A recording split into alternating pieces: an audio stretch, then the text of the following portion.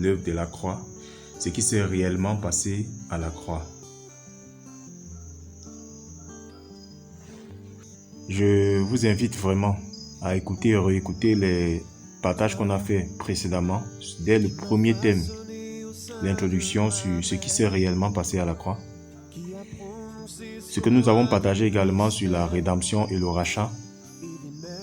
Réécoutez-le, c'est très important. Et ce que nous avons partagé à la suite sur l'expiation et la propitiation. Des mystères merveilleux que le Seigneur nous a révélés et que nous devons mettre en pratique. La dernière fois, je disais encore que c'est une chose que d'écouter tous ces enseignements. C'est une chose que d'écouter tous ces mystères révélés de l'œuvre de la croix et de sa portée dans nos vies. C'en est une autre que de vivre ça. C'en est une autre que de le manifester au quotidien. J'ai pris plusieurs exemples pour démontrer combien nous, disciples du Seigneur, nous pouvons connaître toutes ces choses et ne pas le vivre si pour nous ça ne reste que des théories. L'œuvre de la croix, c'est un enseignement qui est aussi vieux que Jésus-Christ lui-même. Dans les églises, au milieu des frères, dans le corps de Christ, il y a un thème qui est le plus enseigné, du moins chez ceux qui enseignent la bonne et pure parole du Seigneur, c'est l'œuvre de la croix. Mais c'est dommage, c'est curieux à la fois, de voir que malgré tous ces enseignements sur l'œuvre de la croix, que les disciples du Seigneur ne vivent pas les bénéfices, ne manifestent pas les fruits de l'œuvre de la croix. Je disais à l'introduction de cette série de partages au sujet, permettez que je y revienne pour ceux qui nous ont rejoints seulement aujourd'hui. Je disais au sujet de ce thème que c'est important de partir de la base, de la fondation.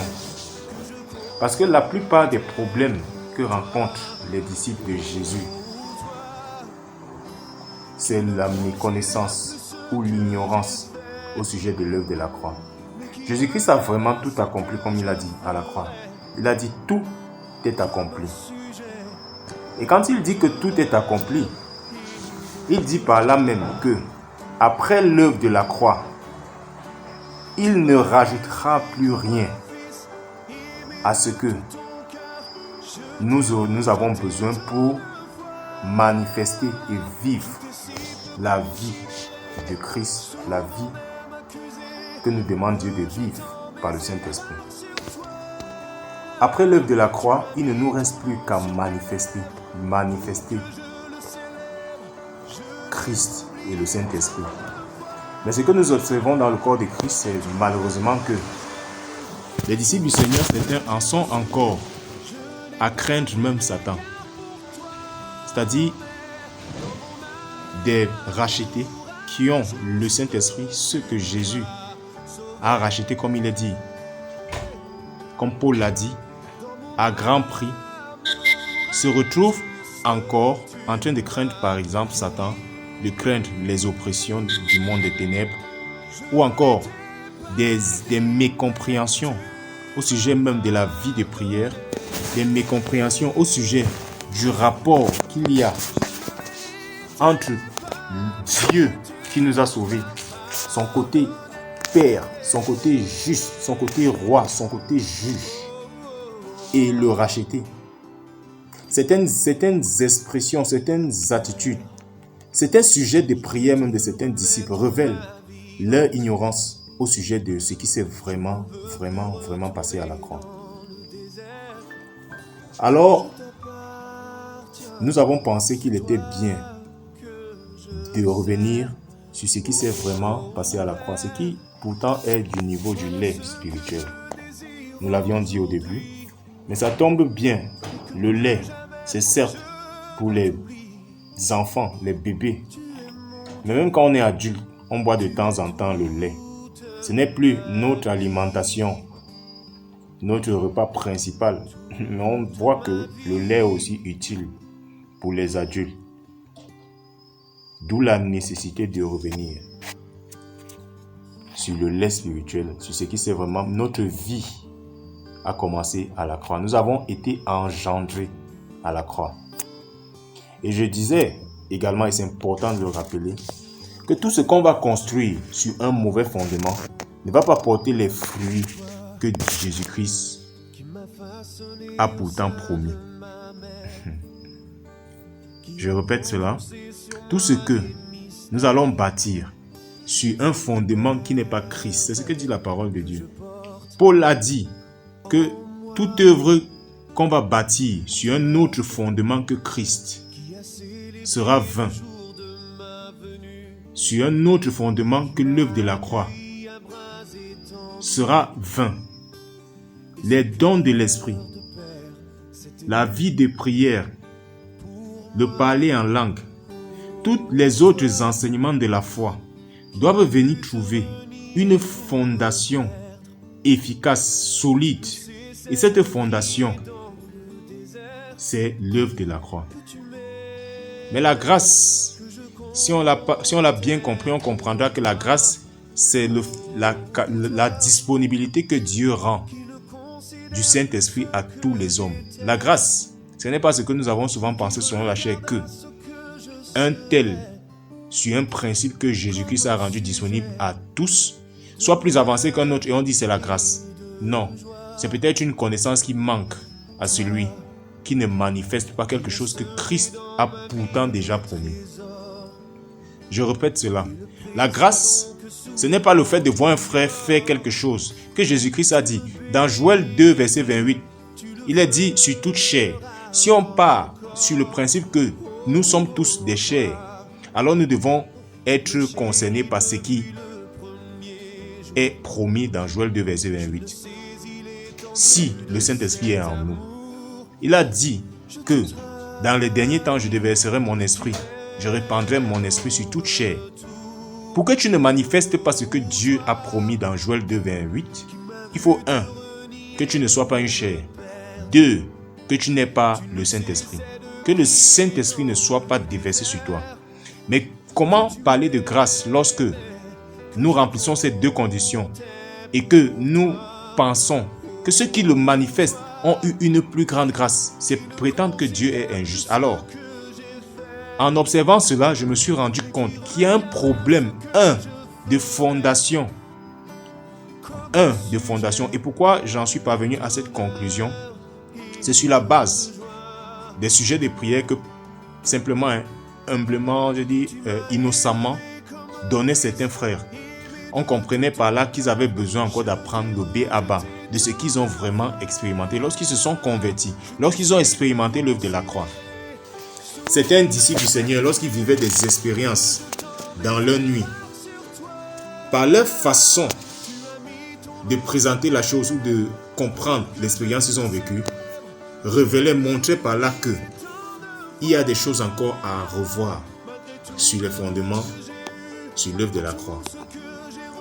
Alors nous sommes retournés à la base et c'était utile, c'était vital même de le faire. Nous avions besoin de grandir même dans ce que nous croyions avoir déjà compris. Pendant que nous préparions ces partages, je bénis le Seigneur parce que j'en ai appris encore et encore. Et comme je le disais dès le départ, moi j'ai appliqué ce que je vous recommandais. Tout ce que nous partageons, faisons l'effort. Demandons au Seigneur de nous faire la grâce de pratiquer ce que nous entendons. Je vous en prie, mes bien-aimés. C'est vraiment inutile d'écouter plein d'enseignements qu'on ne pratique pas, d'avoir beaucoup de connaissances qu'on ne pratique pas. Voilà présenter en fait ce qui nous y a amené. Et c'est salutaire. Parce que si l'un d'entre vous, quelques-uns d'entre vous, ont essayé de mettre en pratique ce que nous avons appris sur la rédemption, vous vous souvenez qu'il a été dit que Christ a payé la rançon. Et nous avons pris des images pratiques. Et vous vous souvenez bien de cette phrase que j'ai reprise à plusieurs fois. Pour dire que la rançon, c'est comme quelque chose que Jésus a payé, un montant qu'il a payé. On paye des rançons pour libérer même des prisonniers. Et imaginez-vous que la rançon soit d'1 million de francs. et que celui qui vient de payer la rançon paye des milliards, de sorte que il en reste encore. Il en reste. S'il y a quelque chose à reprocher à celui pour qui on paye la rançon, c'est plutôt l'État, si on prend l'exemple d'un prisonnier qui est redevable envers le prisonnier. Parce que certains disciples du Seigneur savent bien que Jésus-Christ les a rachetés. On chante ça dans les cantiques. Mais lorsque il leur arrive de tomber dans le péché, de tomber, de faiblir dans la marche, ils font comme si l'œuvre de la croix, tout avait été joué lors de leur conversion. Ça veut dire que Dieu a mis tout le paquet, leur disant que là où tu t'en vas, là, si tu tombes, je n'aurai plus rien à payer. Je n'ai plus rien dans mon carquois, au cas où tu péchais, au cas où tu tombais. Mais on a lu 1 Jean, le chapitre 1, le verset 2, le chapitre 2, le verset, à partir du verset 1. Il a dit, bien-aimé, je vous écris ces choses, afin que vous ne péchiez point. Mais si même vous péchez alors, sachez que vous avez un avocat. Beaucoup de chrétiens pensent que Jésus-Christ est venu nous sauver. Il a rendu disponible le salut. Lorsque nous entrons dans le salut, nous commençons à marcher sur la plante des pieds, de sorte que si nous péchons encore, c'est grave. Jésus-Christ ne peut plus rien faire. On a foulé au pied l'œuvre de la croix. Si nous péchons volontairement, oui. Si nous déclarons volontairement que nous foulons au pied l'œuvre de la croix, ce qui n'est pas le cas de la plupart des disciples de Jésus. Mais lorsque certains disciples de Jésus se retrouvent faibles dans la marche, je préfère le présenter comme ça, pour bien préciser ce dont je parle, se retrouvent faibles dans leur marche avec Jésus, ils ont souvent peur de retourner vers Jésus, comme si la rançon était finie. Mais je bénis le Seigneur parce qu'il nous a fait du bien lorsque nous avons partagé au sujet de la rédemption et de la rançon. Lorsque la rançon est payée pour les hommes, pour les prisonniers, nous voyons que la rançon est payée une fois, il y a un reçu qui est fait, on libère le prisonnier. Mais la rançon que Jésus-Christ a payée est particulière en ce que elle est permanente et éternelle, disponible jusqu'à la fin. Le mystère, c'est que les Écritures nous disent que Jésus-Christ même ne s'est pas arrêté à mourir à la croix et à ressusciter. Est-ce que vous le savez? La Bible dit que Jésus-Christ est mort, il est ressuscité. Aujourd'hui, nous sommes sauvés, mais dans le ciel, Jésus-Christ n'a pas fini avec. La Bible dit qu'il intercède jusqu'à présent. Pendant que nous sommes là réunis comme ça, il intercède pour nous. Pour toi qui m'écoutes, qui est son disciple, qui a son esprit, quand tu te couches, quand tu te lèves, quand tu passes tes journées, est-ce que tu sais que Jésus-Christ intercède? Parce qu'il sait que c'est vrai, tu es converti, tu as reçu son esprit, mais tu n'es pas encore un ange. Il va t'arriver de faiblir souvent. Satan va profiter. La Bible l'appelle l'accusateur. Mais Jésus-Christ intercède. Pourquoi il continue d'intercéder? C'est le fruit de la rançon qu'il a payée. Il y a maintenant un droit d'intercession. Autrefois, on n'avait pas d'avocat. On n'avait pas d'avocat. La Bible dit que c'est celui qui a péché qui mourra. C'était clair. C'est Dieu qui l'avait dit comme ça. Et que tu sois israélite, peuple de l'Éternel, si tu avais péché, tu mourrais. Maintenant, nous avons un avocat. Nous avons expérimenté la rédemption. Et ce que ça a impliqué directement, nous l'avons vu dans le deuxième thème, la propitiation. L'expiation et la propitiation. Ces grands mots que la plupart des disciples du Seigneur, certains ont écouté ça comme ça, ils se sont imaginés que c'est des mots du niveau des théologiens seulement. La propitiation, simplement, l'avons définie et nous avons vu au travers des exemples dans les Écritures que ça voulait dire que nous devenons propices, du mot français, parce que quand on voit propitiation, ça vient du français d'abord. Mais le mot grec signifie que nous devenons favorables. Le mot hébreu, pardon, signifie que nous devenons favorables à Dieu. Ça veut dire qu'autrefois, la colère de Dieu qui était déclenchée à cause du péché, même lorsque nous n'avions pas nous-mêmes péché et que nous identifions à Adam, face à la justice de Dieu et à la sainteté de Dieu, la colère de Dieu, le côté sainteté de Dieu déclenchait naturellement sa colère. Face au péché, pas face à l'homme, mais face au péché et à la nature pécheresse qui était la nôtre. Nous n'étions pas favorables. Mais la propitiation, c'est que Jésus-Christ, par son sang, et nous avons partagé profondément, réécoutez simplement les audios, sur le propitiatoire, ce meuble-là, ce symbole que Dieu avait mis dans le tabernacle, et qui nous donnait de comprendre ce que ça signifiait pour nous d'être propices pour Dieu. Pour faire simple, nous avons vu que la propitiation, c'est que maintenant, lorsque nous nous approchons du trône de grâce, nous nous approchons avec assurance. Ça veut dire que nos requêtes à l'endroit de Dieu sont agréées. Propice veut dire que c'est favorable simplement.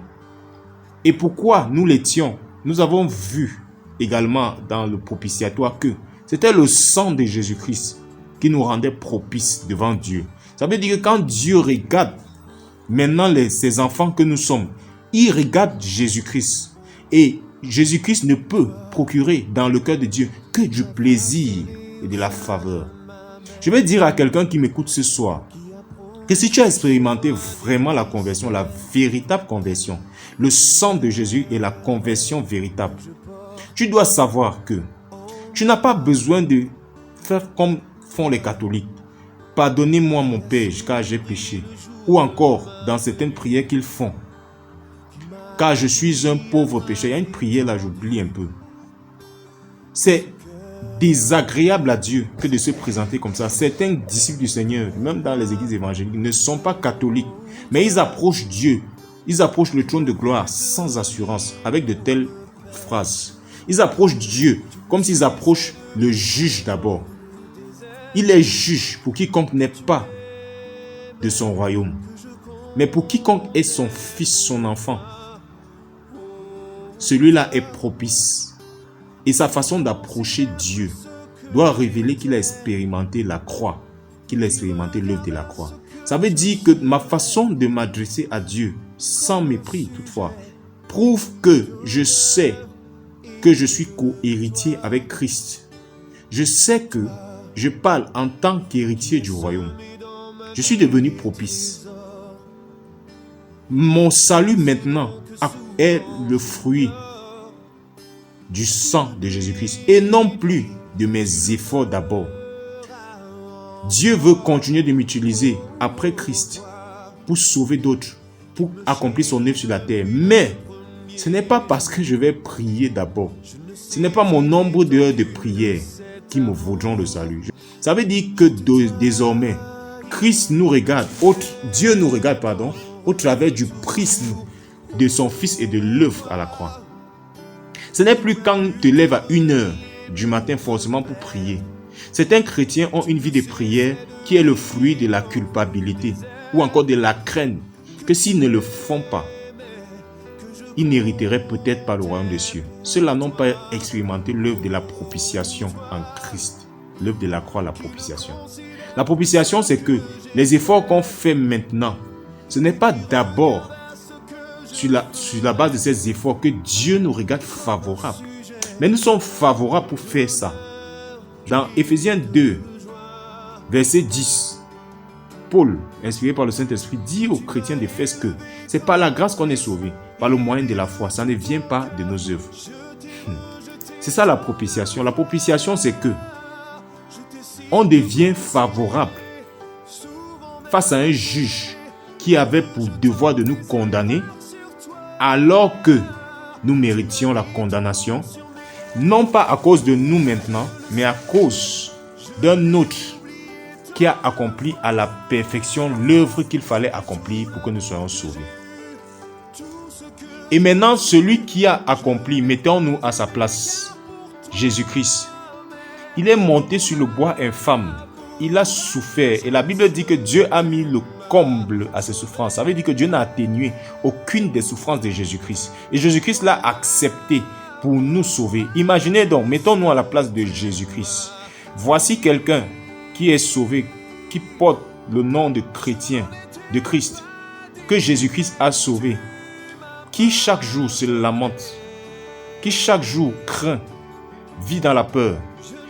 Que pensez-vous que Jésus-Christ va ressentir lorsque l'œuvre de la croix par laquelle il a autant souffert, ne produit pas le fruit qu'elle devait produire dans la vie d'un de ses disciples?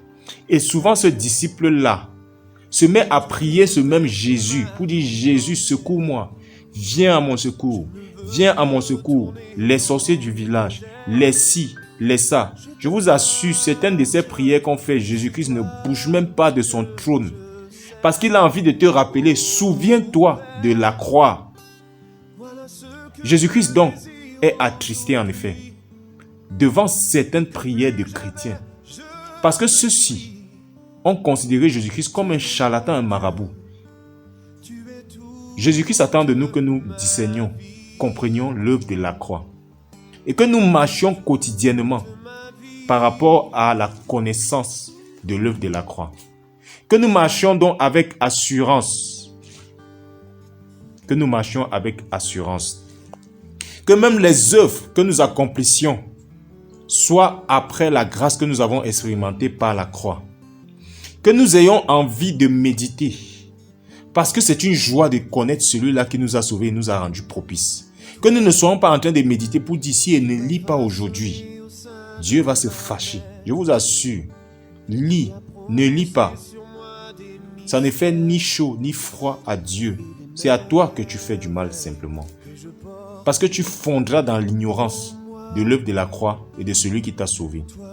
Il nous faut accomplir les œuvres après avoir compris que quelqu'un a accompli une œuvre qui nous a rendu déjà parfaitement, et là je souligne, parfaitement favorable à Dieu. C'est l'une des choses les plus difficiles, surtout pour nous qui venons des églises évangéliques et des systèmes. Tout ce qui a été mis en place pour nous donner de comprendre que on doit marcher dans la crainte et la peur. Même notre façon d'aller à l'église dimanche révèle que si nous n'allons pas, je me rappelle encore, lorsque l'enseignement du pasteur d'autrefois nous laissait croire que si on ne va pas à l'église dimanche, on est sous la colère de Dieu au début, toute la semaine là. Du coup, quelqu'un qui travaille de lundi à samedi, s'il veut même laver ses vêtements le dimanche, il craint. Parce que le pasteur a enseigné que le dimanche, c'est le jour du Seigneur. Sauf que les pharisiens avaient déjà fait ça avant tous les pasteurs qui continuent de le faire aujourd'hui. Et Jésus-Christ leur a répondu. Le sabbat a été fait pour l'homme et non l'homme pour le sabbat. Que lui-même il est le sabbat, Jésus-Christ.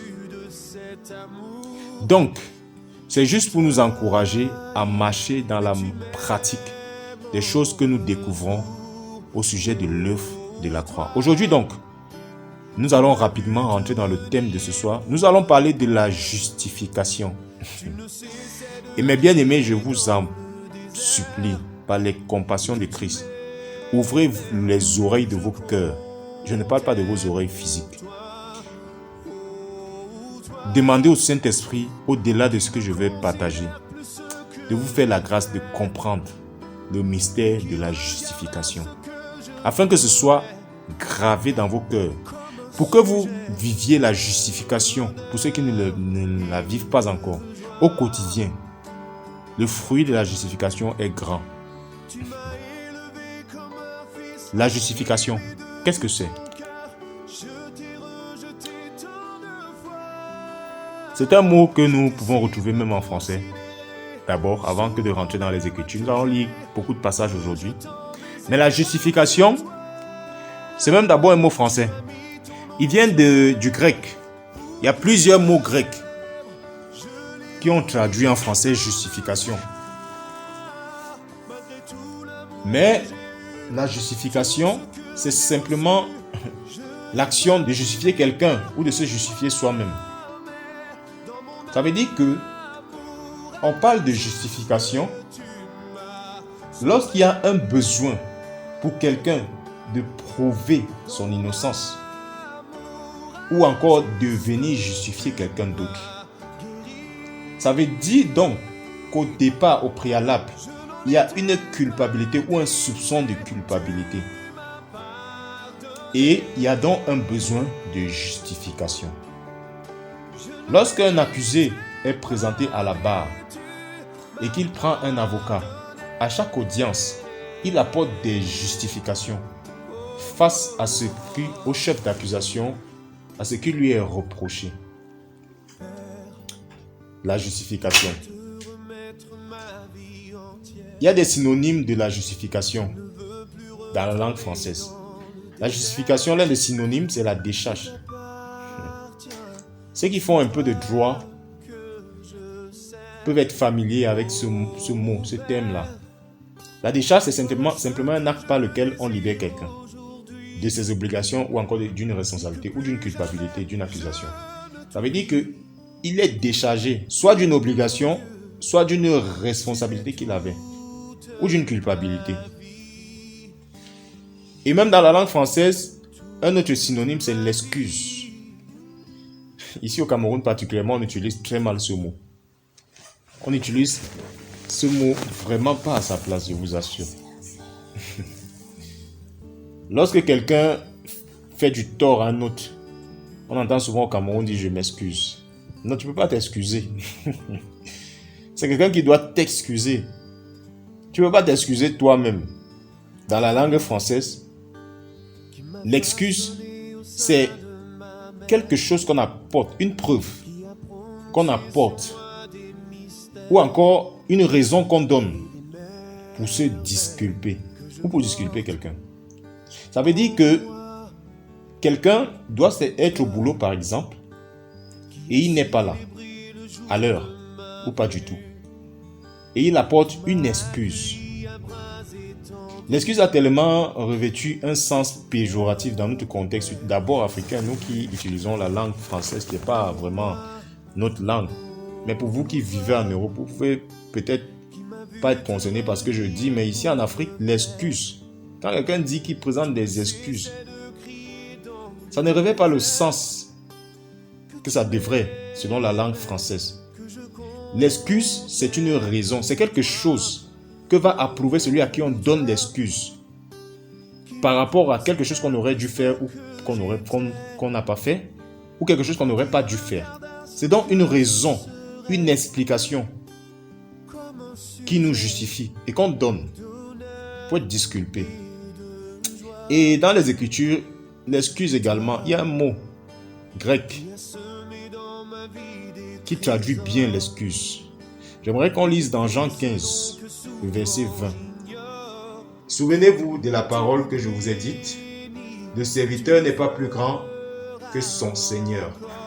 S'ils m'ont persécuté, ils vous persécuteront aussi. S'ils ont gardé ma parole, ils garderont également la vôtre. S'ils ont gardé ma parole, ils garderont également la vôtre. Et je vais lire jusqu'au verset 22. Mais ils vous feront toutes ces choses à cause de mon nom, parce qu'ils ne connaissent pas celui qui m'a envoyé. Si je n'étais pas venu et que je ne leur avais pas parlé, ils n'auraient pas de péché. Mais maintenant, ils n'ont pas d'excuse pour leur péché. Jésus-Christ qui parle s'adresse à ses disciples. Il leur dit que parce que lui, il a été persécuté, les gens vont aussi le persécuter parce qu'il porte son nom, parce qu'il s'identifie à lui, parce qu'ils vivent comme lui. Les gens vont voir en eux ce qu'ils ont vu en Jésus pour le persécuter. Et il les rassure en disant que c'est normal, puisque vous êtes mes disciples. Et souvenez-vous que je vous ai dit, et c'est par là qu'il commence. Le disciple n'est pas plus grand que son maître. Donc s'ils m'ont persécuté, ils vont vous persécuter aussi. Maintenant, parlant de ceux-là qui vont les persécuter, il dit que s'il n'était pas venu et qu'il ne leur avait pas parlé, ils n'auraient pas de péché. Cette parole de Jésus-Christ est profonde. Et en plus d'être profonde, elle est forte. Et elle pourrait être mal comprise par qui qu'on n'a pas le Saint-Esprit. Jésus est en train de dire littéralement que si quelqu'un n'a pas écouté la parole, n'a pas expérimenté, n'a pas vécu ce que ceux dont il parle ont vécu, ils ont une excuse pour le péché. Je le dis autrement. Jésus est en train de dire que ceux qui vont persécuter ses disciples, si il arrivait que Jésus ne leur avait pas parlé, ils auraient eu une excuse pour persécuter ses disciples. Quand Jésus dit qu'ils ont une excuse, Jésus dit par là que on n'aurait pas eu raison de leur en vouloir. Pourquoi? Parce qu'ils n'ont pas reçu la parole. Donc, ils doivent être jugés sur une parole qu'ils ont reçue ou pas reçue. Alors, parce que Jésus-Christ leur a parlé, ils n'ont pas d'excuses. Parce que Jésus-Christ s'est révélé à eux et leur a annoncé la parole, ils n'ont pas d'excuses, dit Jésus. Et si ce que Jésus dit est vrai, si ce que nous y comprenons est vrai aussi, nous devons trouver dans les Écritures une autre situation où quelqu'un s'est retrouvé dans ce contexte-là et a eu une excuse. Je ne sais pas si on se comprend. Je vais réexpliquer bien pour que vous compreniez bien. C'est fort ce que Jésus dit. Jésus dit que ses disciples vont souffrir le martyre. Ils vont être persécutés à cause de son nom. Et il dit que si ceux qui vont les persécuter n'avaient pas entendu la parole, si Jésus ne s'était pas révélé à eux, si la parole ne leur avait pas déjà été annoncée, ceux-là pouvaient avoir une excuse. Ça veut dire que si, après avoir persécuté les disciples, quelqu'un venait leur demander des comptes, ils avaient une excuse. Souvenez-vous de la définition qu'on a donnée de l'excuse. Et si vous regardez le mot grec, qui est traduit par excuse dans ce passage, c'est prophasis. Prophasis, qui signifie simplement un prétexte ou une raison. Donc voici Jésus qui est en train de dire qu'il y a un contexte dans lequel ceux-ci pouvaient avoir une raison devant Dieu, bien sûr, parce que c'est Dieu qui aurait réclamé des comptes de la persécution de ses disciples. Mais Jésus est en train de dire que ces personnes-là auraient eu une raison si ils n'avaient pas entendu la parole. Alors je disais que si ceci est vrai, on devrait trouver au moins un exemple. Au moins un. Et il y en a plusieurs dans les Écritures. Mais je vais prendre un. Tout le monde connaît l'histoire du très grand apôtre Paul, qui a persécuté les chrétiens. Il allait de ville en ville, tuant les chrétiens, ceux qui s'identifiaient à Jésus-Christ. Et il le faisait avec un zèle, une fougue. Je vous pose la question. Lequel d'entre vous connaît un seul passage des Écritures où Jésus-Christ, lorsqu'il a rencontré Paul, lui a réclamé le sang de tous les chrétiens qui sont morts? Vous pouvez me répondre en commentaire. Bien-aimés, est-ce que vous connaissez un seul passage dans les Écritures où vous voyez Jésus-Christ réclamer à Paul, qui ayant persécuté les chrétiens lui-même, dans certains cas, étant devenu témoin, on a déposé, lorsqu'on a tué Étienne, on a déposé les vêtements d'Étienne devant Paul.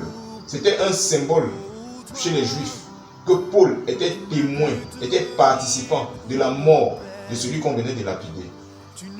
Lorsque Jésus-Christ a appelé Paul, est-ce que vous pouvez donner dans les Écritures un seul passage où Jésus-Christ réclame à Paul le sang d'Étienne ou de tous les autres chrétiens? Au contraire, on voit Jésus-Christ, lorsque il rencontre Paul, il l'envoie direct vers les frères et vraiment ceux-là qui l'ont persécuté, au point où les frères même n'ont pas cru que Paul est converti. Ils ont eu peur. Il leur a fallu du temps pour accepter Paul au milieu d'eux. Mais c'est ce principe dont Jésus parle dans Jean 15. Mais bien aimé, ce n'est pas parce que je lis les commentaires où on dit que Dieu défend. C'est un principe spirituel que Jésus-Christ a expliqué là, qui s'est appliqué avec Paul simplement.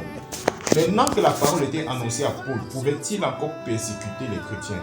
S'il le faisait, il aurait répondu du sang de chaque chrétien. Et j'en profite pour dire que, bien aimé, Jésus ne va pas réclamer, pas notre sang, mais les douleurs que nous endurons, que nous font subir les païens. Je répète cela. C'est la volonté de Dieu que nous passions par des persécutions. Quand nous lisons Jean 15, nous comprenons que pour quiconque porte le nom de Christ, il va être persécuté. Jésus-Christ le dit à ses disciples dans ce passage, les 12, mais ça s'adresse également à ses disciples que nous sommes aujourd'hui pendant que nous sommes en train de partager. Sachez-le, à cause de Christ, on va vous persécuter. Et c'est dans la volonté de Dieu. C'est la volonté de Dieu pour vous qui êtes disciples de Jésus-Christ. Mais ce n'est pas la volonté de Dieu pour celui qui vous persécute. Je reprends. C'est la volonté de Dieu pour vous qui êtes disciples de Jésus-Christ, que qu'on vous persécute. L'apôtre Jacques a dit que les souffrances, les persécutions là même ont une vertu.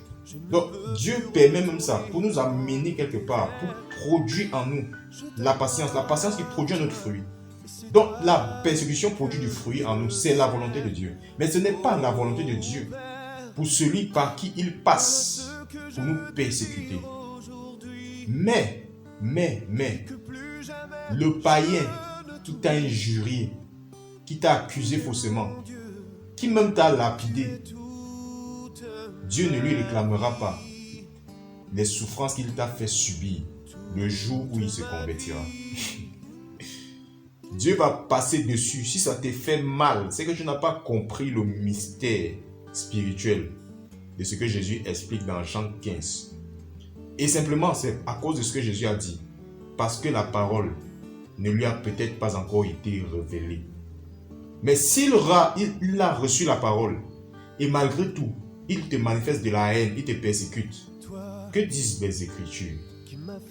Des charbons ardents s'accumulent sur sa tête.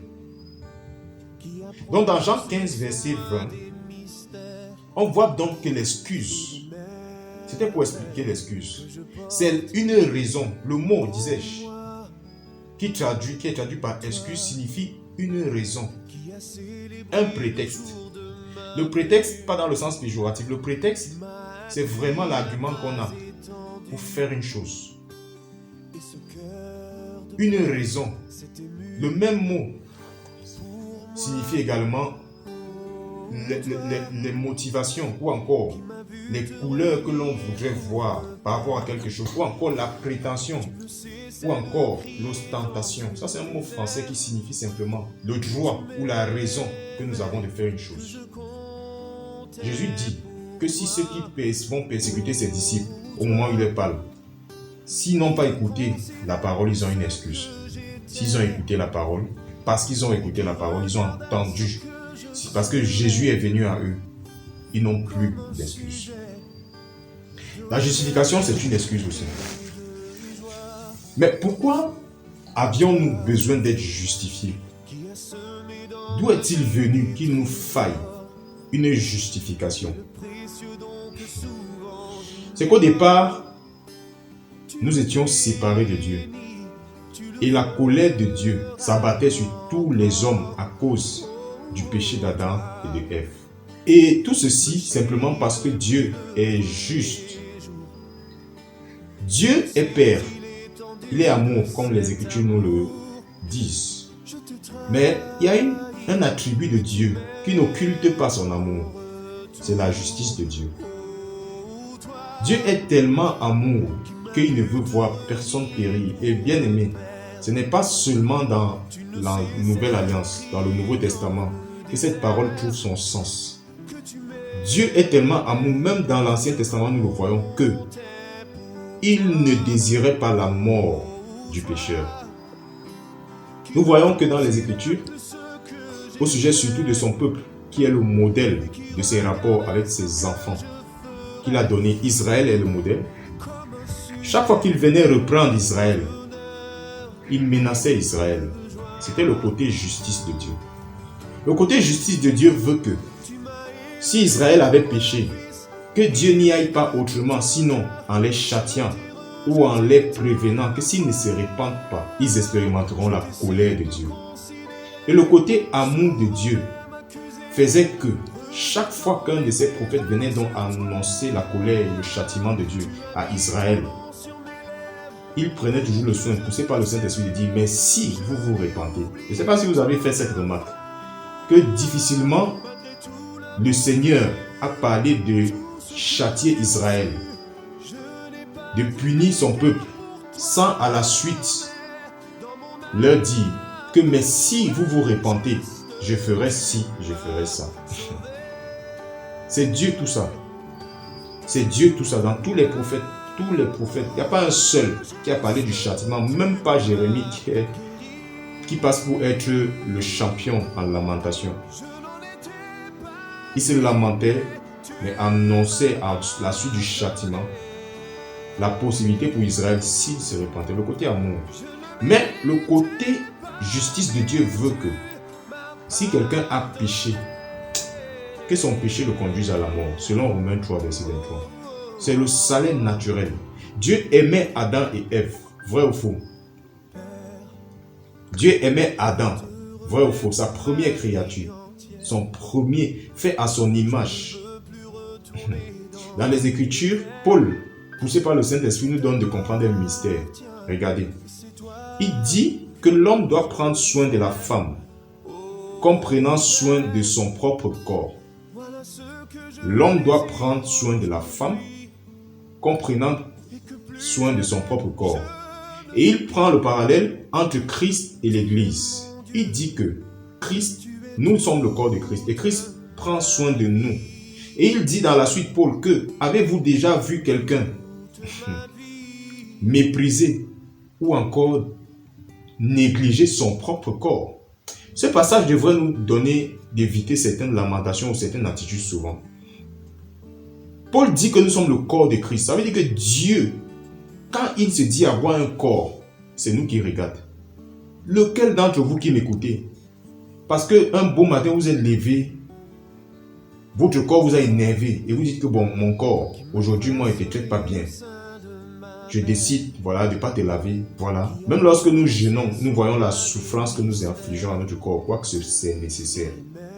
Alors, dans la Genèse, la Bible dit que Adam a été créé, comment?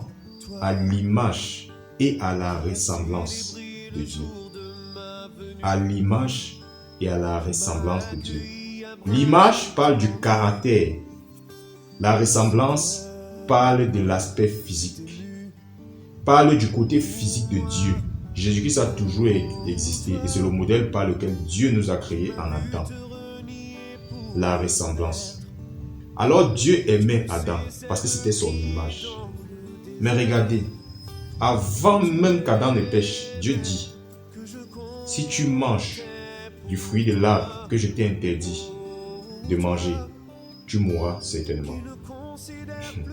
Dieu est le premier à parler à sa propre chair de la mort, à quelqu'un qu'il aime de la mort. Ce n'est pas Satan qui a parlé en premier de la mort à l'homme, c'est Dieu. Et c'est aussi par amour. Ne disons-nous pas souvent dans le jargon courant que qui aime bien châtie bien. Dieu voulait que même s'il y a châtiment, que ça reste entre lui et sa chair et celui qui l'aime bien. Dieu aimait donc Adam. Il aimait Adam. La preuve, c'est que celui qui est appelé son fils Christ est appelé le dernier Adam. Et au sujet du dernier Adam, Dieu dit que celui-ci est mon fils en qui j'ai mis toute mon affection. Et si Dieu a mis son affection sur le dernier Adam, c'est qu'il avait aussi mis son affection sur le premier Adam. Alors malgré cette affection, malgré cet amour que Dieu avait pour Adam, Dieu a châtié Adam quand même. C'est le côté justice de Dieu. Mais bien aimés, ne nous y trompons pas. Nous avons la grâce aujourd'hui. Contrairement à ceux de la loi qui ne pouvaient pas échapper au jugement, c'est Christ qui nous empêche de subir quotidiennement souvent la colère de Dieu. Mais Dieu est demeuré juste. Lisons le passage, Nombre 14, verset 18. Le Seigneur est lent à la colère et abondant en grâce. Il pardonne l'iniquité et le forfait, mais il ne tient point le coupable pour innocent. Il punit l'iniquité des pères sur les enfants jusqu'à la 3e et à la 4e génération. Regardez un passage comme celui-là, où on présente un caractère de Dieu dès l'entrée du verset. On dit que le Seigneur est lent à la colère. C'est réjouissant. Si on ne s'arrêtait que là, on comprendrait que notre Dieu ne veut pas se mettre en colère tout de suite. Et c'est vrai, même dans l'Ancien Testament. Et on dit, et c'est là ce qui est mystérieux dans la traduction King James, on dit qu'il est abondant en grâce. Abondant en grâce. Lui second a traduit, il est riche en bonté. Mais la grâce, c'est un synonyme de la miséricorde. Et le mot hébreu qui est traduit là-bas, c'est mieux à être traduit par grâce ou miséricorde.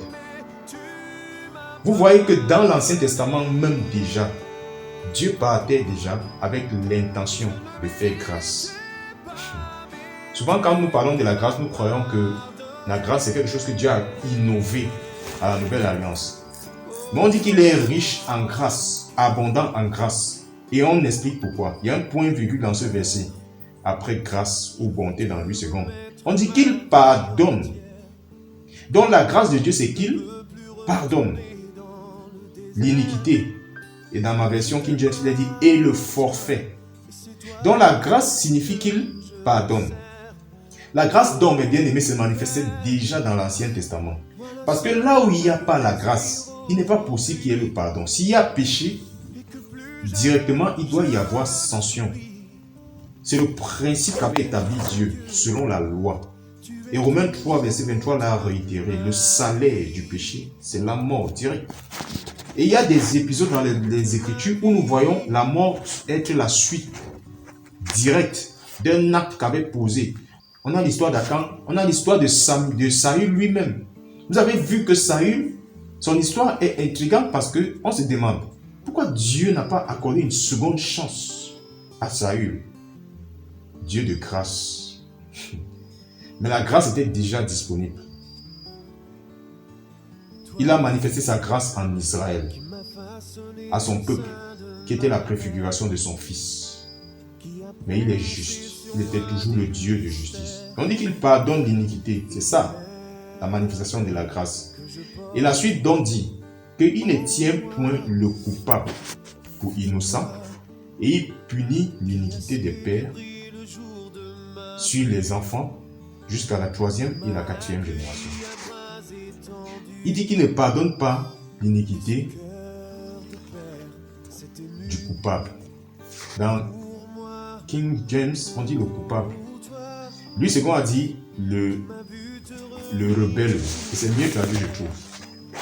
Coupable, ça veut dire que le jugement. On dit que quelqu'un est coupable lorsqu'il a quand même déjà été jugé. Donc King James n'a pas mal traduit. Mais lui, second rend mieux le sens de ce verset. Il dit que il est celui qui punit l'iniquité et la rébellion.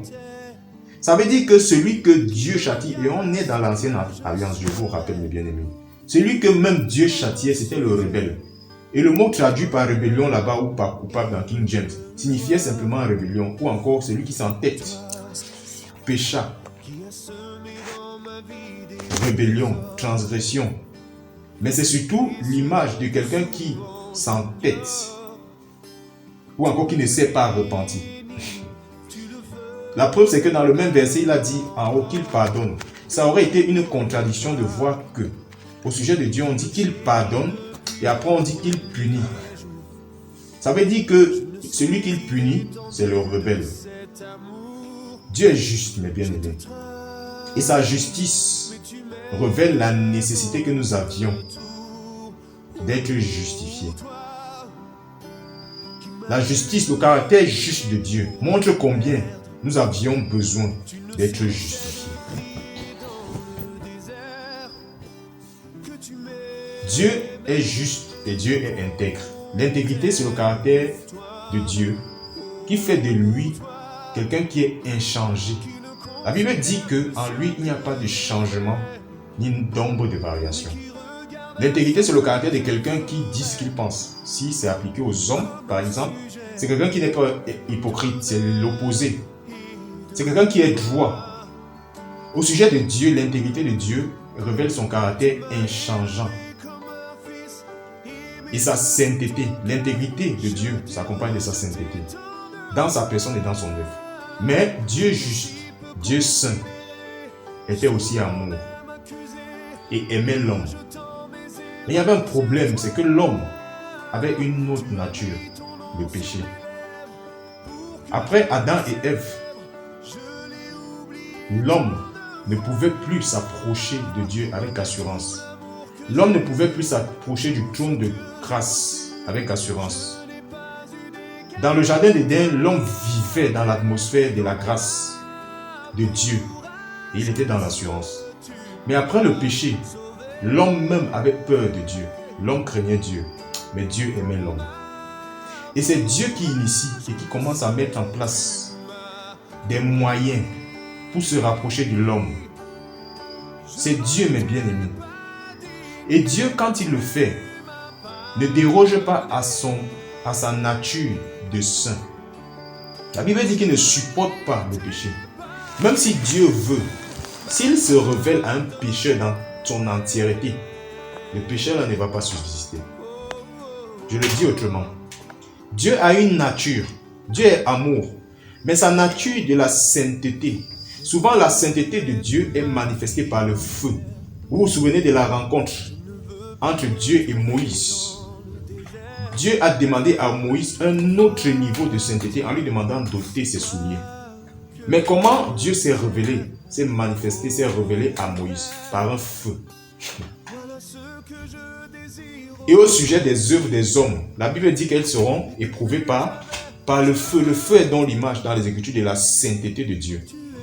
Et c'est cette nature de Dieu qui fait que, si même Dieu, malgré son grand amour pour nous, voulait tant que ça rester dans la présence d'un pécheur non repenti, Dieu va lui faire plus de mal que de bien. Ça veut dire que Dieu veut vivre avec l'homme. Et Malachie a bien expliqué. Il dit que ce sont vos péchés qui empêchent.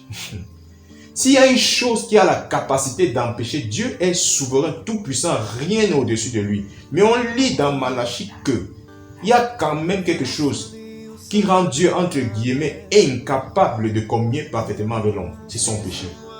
Donc malgré son grand amour, malgré son grand désir d'être avec l'homme, le péché crée une séparation entre Dieu et l'homme.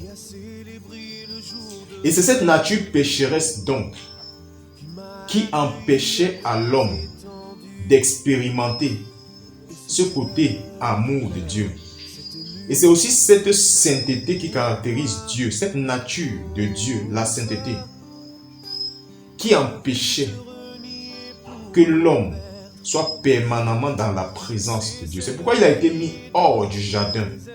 L'atmosphère de la sainteté de Dieu aurait fait plus de mal à Adam s'il était resté dans l'Éden, le délice.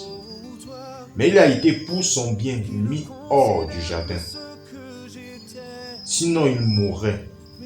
Et un jour je méditais sur la Genèse et je me posais cette question. Dieu, c'est vrai que la mort dont tu as parlé à Adam semble être une mort spirituelle. D'abord, pour ensuite être une mort physique. Mais lorsque tu as donné ce commandement à Adam, on s'attendait justement à ce que lorsqu'il allait manger le fruit, que l'instant d'après, on le voit tomber raide.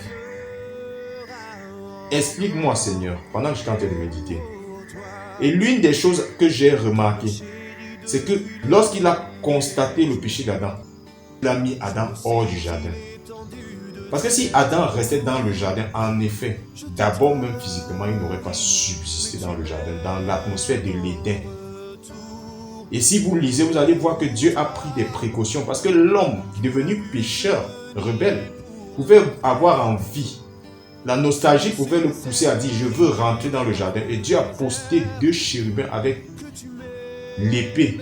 Il ne tenait pas l'épée en main, mais l'épée tournoyait et empêchait que l'homme, même si il voulait retourner en Éden, il ne pouvait plus. Donc la nature pécheresse de l'homme, c'est ce qui justifie son incapacité d'atteindre la gloire de Dieu. Romains 3, verset 23 que j'ai déjà cité, dit que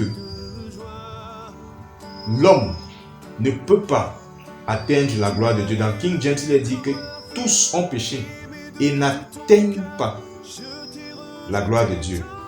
C'est comme si la gloire de Dieu, c'est quelque chose qui est comme placé en hauteur. Et l'homme est devenu trop petit pour atteindre le niveau de la gloire de Dieu. Quand on lit dans 8 secondes, il dit sont privés, sont privés. Mais quand vous voyez le mot qui est traduit par privé signifie derrière. Donc en fait, ils sont en retard. Ça signifie aussi venir trop tard ou tardivement. Donc la bonne traduction, c'est que l'homme a péché et il ne peut plus atteindre. Mais quelqu'un qu'on dit qu'il ne peut pas atteindre, c'est qu'il a quand même essayé. Quelqu'un de qui on dit qu'il arrive en retard, c'est qu'il s'est quand même déplacé. Ça révèle les efforts de l'homme pour atteindre la gloire de Dieu. Dieu donc, disais-je, cherchait depuis le péché d'Adam des occasions pour être. Et je veux vous révéler un mystère qui va vous donner, en plus de la propitiation dont on a parlé, de bien comprendre la justification que nous allons partager. C'est que Dieu même, et ça je vais le mettre entre guillemets, je l'explique comme je l'ai compris. Je le cite comme je l'ai compris. Dieu même n'est pas à l'aise s'il ne passait pas du temps avec l'homme qu'il a créé. Je le dis autrement. Si Dieu, après le péché, devait réagir comme certains hommes, pour dire il a péché, il n'a qu'à rester là-bas, moi je vais rester dans le ciel de toutes les façons. J'ai les 4 êtres vivants, j'ai les 24 vieillards, j'ai les anges qui m'adorent ici, je n'ai pas besoin de l'homme. Si Dieu raisonnait comme ça, il est Dieu, personne ne l'aurait jugé. Mais le mystère, c'est que depuis la Genèse, on voit que Dieu même n'est pas à l'aise quand il n'est pas avec l'homme qu'il a créé. Je mets à l'aise entre guillemets. Dieu même ne veut pas être loin de l'homme qu'il a créé. C'est pourquoi dans l'Ancien Testament, vous le voyez, et déjà dans le jardin même, on voit que Dieu, avant le péché d'Adam, venait de temps en temps. Sa présence était manifeste, était permanente. Mais ses manifestations étaient régulières. Donc il apparaissait de temps en temps pour discuter avec Adam. Et quand Adam a péché, il ne s'est pas retiré. Il a cherché les moyens. Et dans l'Ancienne Alliance, on voit qu'il donne à Moïse de construire un tabernacle. Et il est dit que Dieu descendait dans le tabernacle. Quand on voit toutes ces images et qu'on n'a pas compris le niveau de l'amour de Dieu, quelqu'un pourrait se demander, mais Dieu il n'a rien à faire, quelqu'un a péché contre toi. Et tu es dans le ciel, tu ne manques de rien. Mais tu fais que forcer, tu viens sur la terre, tu lui donnes des occasions. C'est l'amour de Dieu qui s'est manifesté comme ça. Mais Dieu, malgré tout cela, savait que s'il apparaissait à l'homme, se manifestait pleinement comme en Éden, l'homme allait être consumé. Dans Exode 32, on va lire à partir du verset... Non, Exode 33, pardon. Et le Seigneur dit à Moïse, va et monte d'ici, toi et le peuple que tu as fait monter du pays d'Égypte, vers le pays que j'ai juré de donner à Abraham, à Isaac et à Jacob, disant, je le donnerai à ta semence. Et j'enverrai un ange devant toi, et je chasserai les Cananéens, les Amoréens, les Héthiens, les Phérésiens, les Hiviens et les Jébusiens, pour vous conduire vers un pays découlant de lait et de miel, car je ne monterai pas au milieu de toi, parce que tu es un peu plus obstiné, de peur que je ne te consume en chemin. C'est qu'il y a un peuple qu'il aime au milieu de tous les peuples de la terre, en qui il a déposé tout son amour, qui a péché contre lui, qui s'est en deux termes rebellé contre lui. Ils ont fait un veau d'or, ils ont offensé Dieu.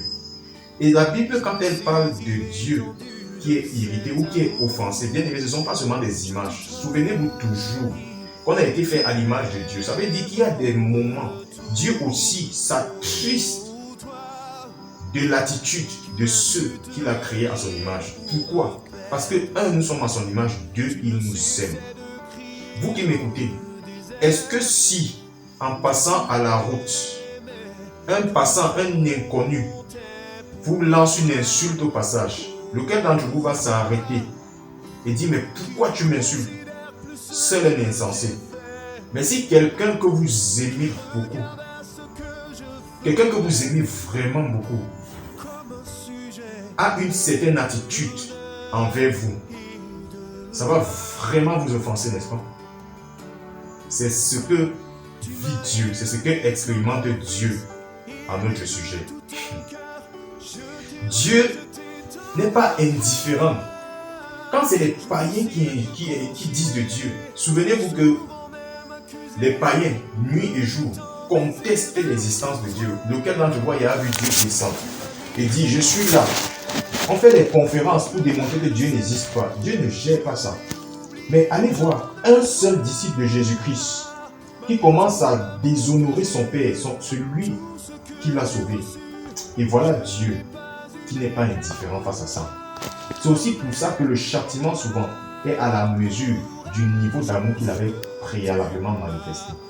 Alors dans Exode 33, on voit un Dieu qui a été offensé, contre qui s'est rebellé son peuple qu'il aime, qui vient rencontrer Moïse et lui dit, va avec le peuple, je vais leur donner le pays où coule le lait et le miel.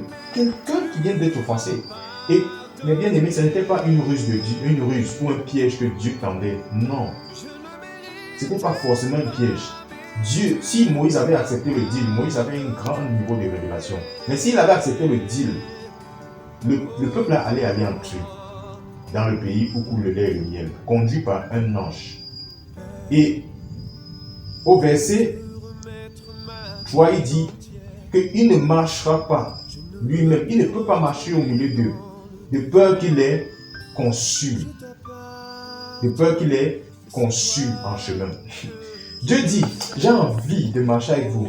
J'ai envie, moi j'ai dit que je vais vous conduire. C'est une promesse que j'ai faite à Abraham. C'est même pas toi Moïse. J'ai dit à Abraham, sa postérité sera comme le ciel, sera comme les étoiles dans le ciel. J'ai fait une promesse à Abraham. Et je ne l'ai pas fait parce que quelqu'un m'a forcé. J'aimais Abraham. Et même toi Moïse, je t'aime et j'aime le peuple. Mais ils ont désobéi. Ils m'ont offensé. Mais je vais les amener quand même dans le pays là.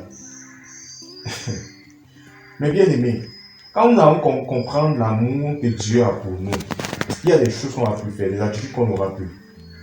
Il y aura des paroles qui vont plus sortir de nos bouches, des comportements qu'on n'aura plus. Regardez Dieu qui initie lui-même. Et il va amener Israël dans le pays là. Et il dit que je vous aurais bien conduit moi-même. Mais je ne peux pas. Si j'apparais à cause de votre péché, je vais vous consumer tous. Mais Moïse aussi connaissait un grand principe. C'est que il vaut mieux être accompagné par Dieu que par un intermédiaire. Moïse ne voulait pas d'intermédiaire. Il savait que un intermédiaire ne va jamais remplacer Dieu, fût-il un ange. Et Moïse n'a pas accepté le deal. Moïse n'a pas accepté le deal. Bien aimé, jusqu'à aujourd'hui, et plus encore aujourd'hui où Jésus-Christ est mort à la croix, pensez-vous qu'un enfant de Jésus, un disciple de Jésus, même s'il a péché, Jésus va signer, celui-ci est irrécupérable, je ne peux plus rien faire pour lui. Regardez ce peuple-là qui était dans la loi. Comment Dieu, Jésus leur manifeste son amour. Et aujourd'hui, il y a les disciples de Jésus-Christ qui n'ont pas compris la justification. Lorsqu'il leur arrive d'être désagréable à Dieu, c'est vrai, le Saint-Esprit en nous fait ressentir ce que Dieu ressent lorsque nous avons péché. Mais lorsque nous comprenons la justification, nous comprenons que la meilleure chose à faire, c'est de retourner vers Dieu. Alors Satan séduit beaucoup en leur donnant des pensées qu'il y a même des pénitences à faire. Regardez toute une religion comme le catholicisme, où la pénitence est établie comme le moyen d'atteindre Dieu. Imaginez le cœur de Jésus quand il voit ça. Et ce qui plus est devant une statue de femme, une soi-disant Marie. Souvent quand je vois ces images, j'ai de la peine pour eux. Parce que je sais quel est le sentiment de Dieu devant de telles pratiques. La justice de Dieu, son caractère juste, s'applique lorsqu'il y a le péché, même si Dieu est amour. Et c'est ça qui explique que nous avions eu besoin de justification. Dans l'Ancien Testament, Dieu, par là, était en train de montrer à l'homme que, quel que soit ce qu'il va faire, il ne réussira jamais à apporter la satisfaction, à apporter l'excuse à apporter la justification par rapport au péché qu'il a commis. Qu'il devait laisser Dieu apporter la solution au péché. Mais l'homme, dans ce temps-là, et même encore aujourd'hui, il y a des disciples de Jésus-Christ qui se font eux-mêmes leur justice. Ils se font une sorte de justice sous prétexte qu'ils veulent être agréables à Dieu. Lisons Ésaïe 64. Ésaïe 64, pardon. Je vais lire rapidement à partir du verset 1. Je vais aller rapidement.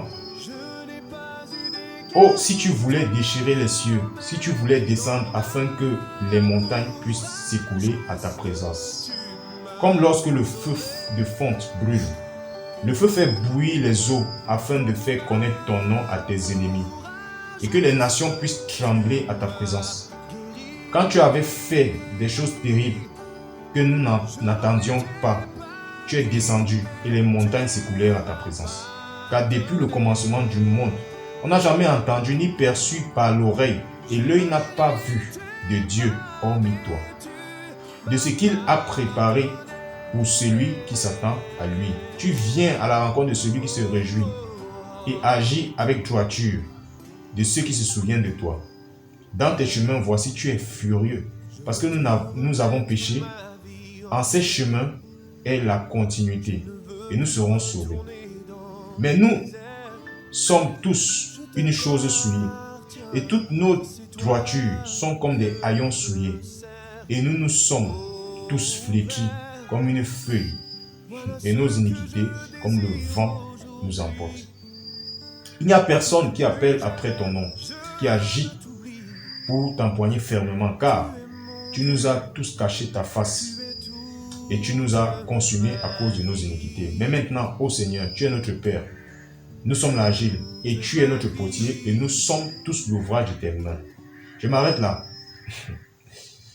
Le verset 6 dit que notre justice, Ésaïe parle là en son nom et au nom de tout le peuple.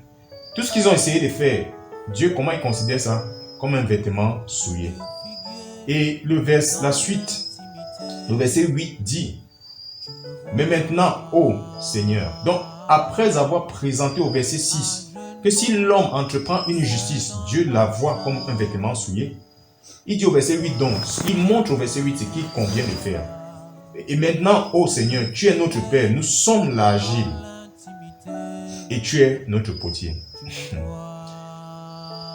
Dans ce passage, Ésaïe est en train de parler dans un contexte de péché, de désobéissance de ce même peuple. Et il dit que face à cette désobéissance, lorsque Israël a entrepris, lui, Ésaïe et tous les autres de son temps, ont entrepris quelque chose, Dieu a considéré ça comme une souillure. Et au verset 8, par le Saint-Esprit, il montre ce qui convient aux yeux de Dieu de faire. Il dit que nous sommes l'agile et lui, il est le potier, même au sujet du péché. Je voudrais dire quelque chose avant d'aller plus loin. Il y a une erreur que commettent la plupart des chrétiens lorsqu'ils ont péché. Ils prennent beaucoup de temps pour demander pardon à Dieu. Ils jeûnent, se lamentent, ils revêtent le sac et la cendre, comme disent les Écritures. Mais une fois qu'ils le font, ils ne demandent premièrement, pas la paix à Dieu. Mais bien aimé, lorsque vous avez péché et le Saint-Esprit vous a convaincu que vous êtes dans une situation de péché, la chose simple à faire, c'est d'aller vers Dieu, lui demander pardon et immédiatement lui dire, Seigneur, donne-moi la paix. Pourquoi?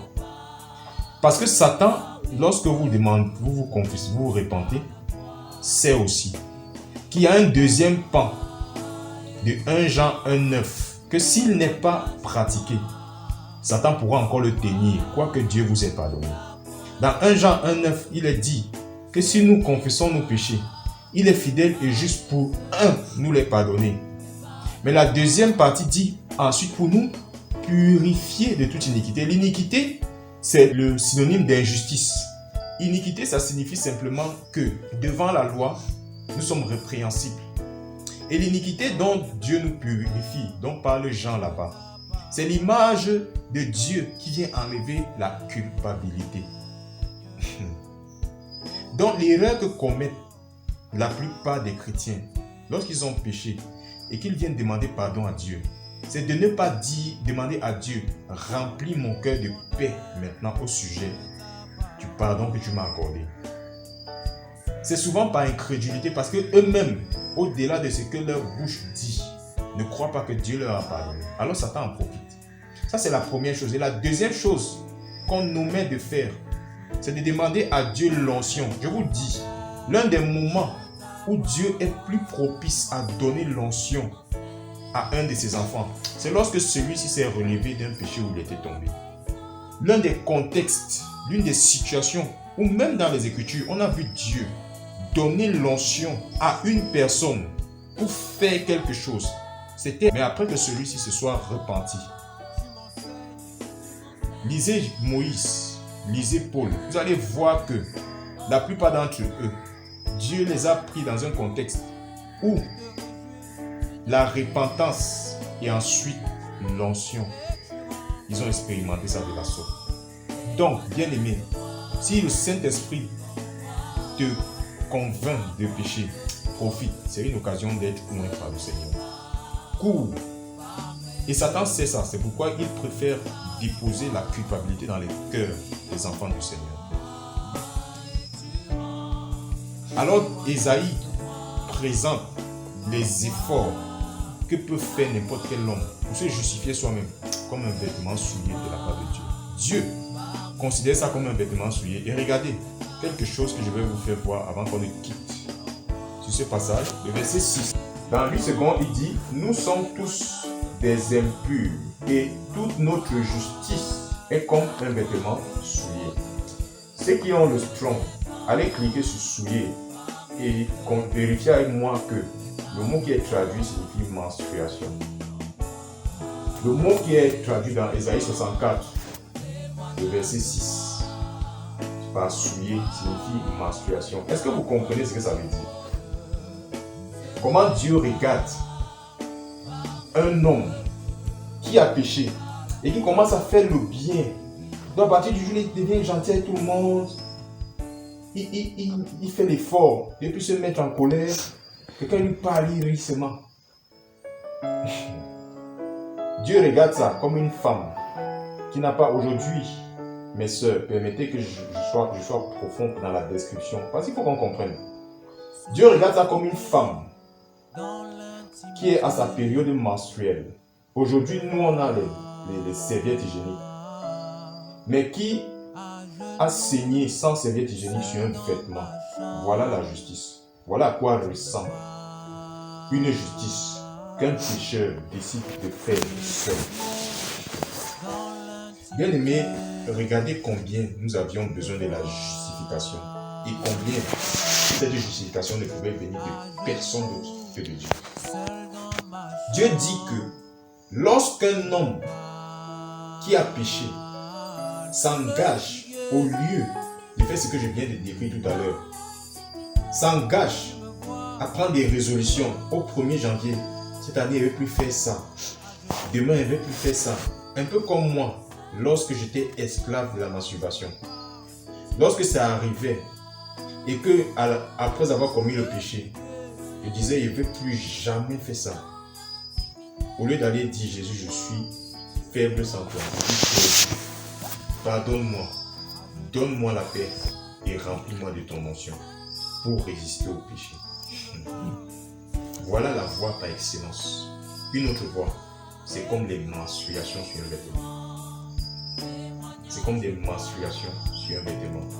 Les images des Écritures sont fortes afin que vous compreniez, afin que nous comprenions.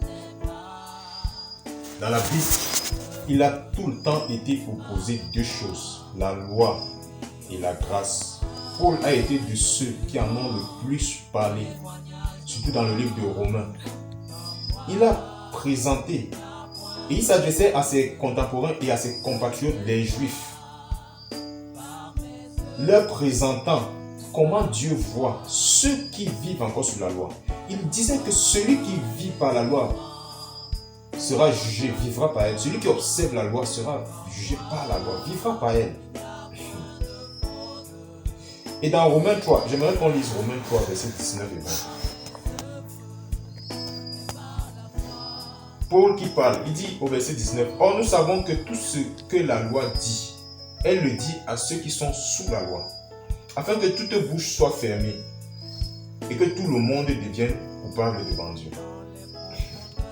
C'est pourquoi nulle chair ne sera justifiée devant Dieu par les œuvres de la loi, car par la loi est donnée la connaissance du péché. » Paul dit que le préalable avant d'expérimenter la justification, c'est de ne pas s'engager à observer la loi. D'accord, là on parle des Juifs. On peut dire que ce passage sied mieux aux Juifs, parce que quand on parle de la loi, on parle de la loi mosaïque d'abord. Mais la loi, ça incarne également tout ce que les hommes continuent de faire aujourd'hui et qu'ils ont établi eux-mêmes pour atteindre Dieu. La loi, c'est par exemple ce que j'ai dit tout à l'heure. Absolument prétendre aller au culte dimanche et s'imaginer que si on n'y va pas, on est désagréable à Dieu. Rien que la motivation est désagréable à Dieu. Paul dit que jamais quelqu'un ne sera justifié parce que lui, il aura présenté un cahier de présence pour avoir été tout le temps à l'église. Et les pharisiens étaient très forts dans la filière. La Bible dit qu'ils donnaient la dîme, même des condiments, c'est-à-dire les plus petits condiments. Dans l'observance de la loi, ils étaient excellents. Mais Paul dit, poussé par le Saint-Esprit, que rien qu'à avoir pensé qu'on pouvait être agréable à Dieu en faisant ça, on est déchu de la grâce. On est déchu de la grâce. Et dans Romains 3, verset 23 qu'on a lu tout à l'heure, la suite de verset 24 nous dit que on est justifié donc comment? Gratuitement par sa grâce. Donc quand Romains 3, verset 23 dit que le salaire du péché, que nos péchés sont privés ou encore n'atteignent pas la gloire de Dieu, la solution se trouve au verset 24. Nous sommes justifiés gratuitement. Et par un principe qu'on a vu déjà, la rédemption qui est dans Jésus-Christ.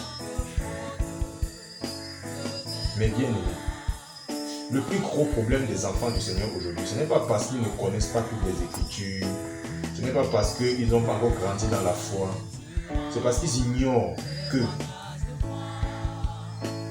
par la grâce, et par la grâce, la foi seulement, nous pouvons expérimenter la justification. Il y a une drôle de ressemblance entre l'homme sous la loi, séparé de Dieu, et les disciples de Jésus aujourd'hui, qui sont pourtant sous la grâce. Leur façon de prier. On dit des pharisiens qu'ils aimaient à prier dans les rues pour être vus des hommes. Et dans un passage des évangiles, Jésus-Christ a tonné. Il a dit, gardez-vous à ceux qui vous suivent, à ses disciples, de faire votre justice devant les hommes. Gardez-vous, veillez à ce que votre justice dépasse celle des pharisiens. Et il a décrit. Ils aiment à se faire voir. Ceux qui aiment à se faire voir, c'est peut-être comme les pharisiens, ceux qui aiment prier au coin des rues, comme les musulmans par exemple.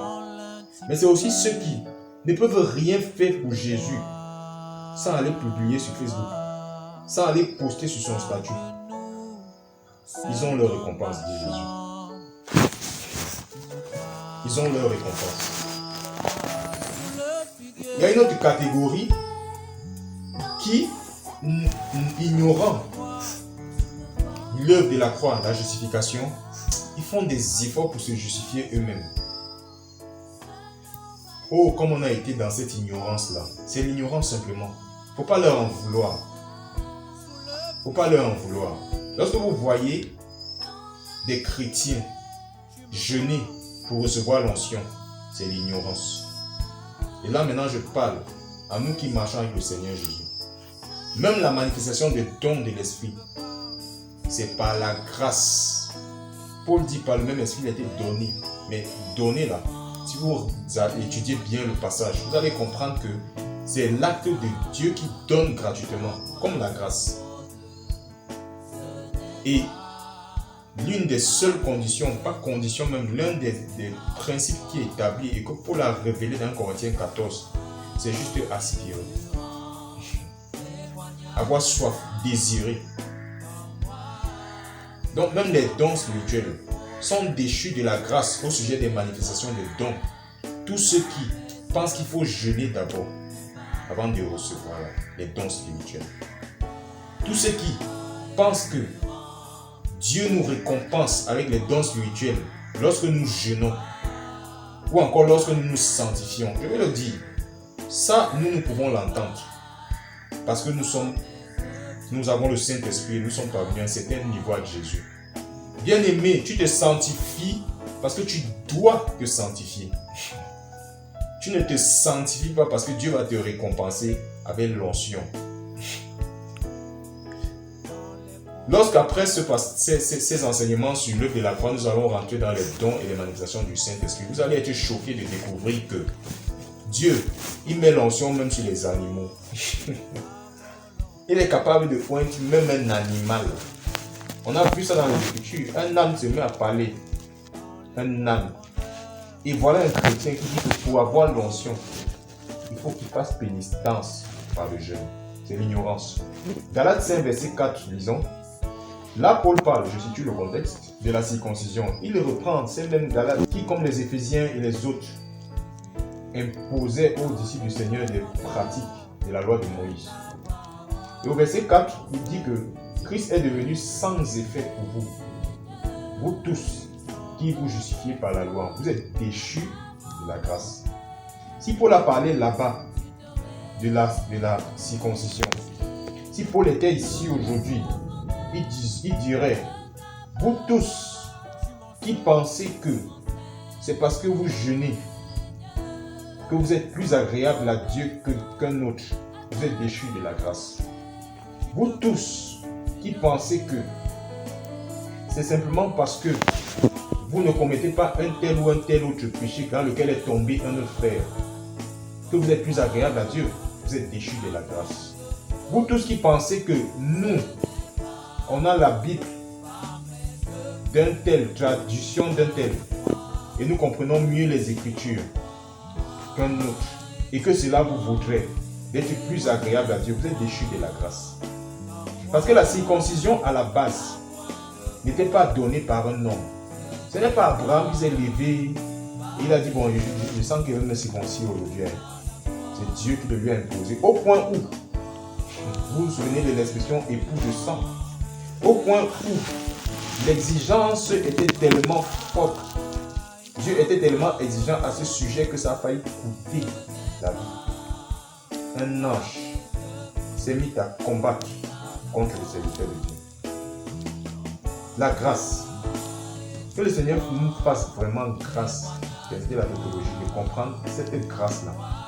La grâce est choquante, surtout pour ceux qui commencent à marcher et à atteindre un certain niveau avec Jésus. On doit comprendre que, au point où nous sommes parvenus, manifestant même les dons que nous manifestons, ce n'est rien d'autre que la grâce. La gloire revient à une seule personne, à Jésus-Christ. Et ça commence depuis la justification. Devant un Dieu si exigeant, si juste, et un jugement de Dieu si élevé, que n'avions-nous pas besoin de justification. Et devant cette réalité, cette vérité qui est que nos propres essais de justification étaient vains, bien-aimés, il nous faut nous rendre compte que si Christ nous avait justifiés, nous n'aurions rien pu faire. Dans Galates 3, verset 24, Paul explique encore le but même de la loi. Parce que si on parle de la loi et que dans certains passages on le voit réprimer ceux qui l'observent, il faut comprendre que Dieu avait établi la loi comme un pédagogue. Et justement, c'était une pédagogie pour que nous parvenions à la justification dans laquelle nous sommes sauvés. Aujourd'hui, nous sommes justifiés par Jésus-Christ. Mais la loi avait été donnée comme une pédagogie avant que ne vienne l'œuvre de la croix et la justification.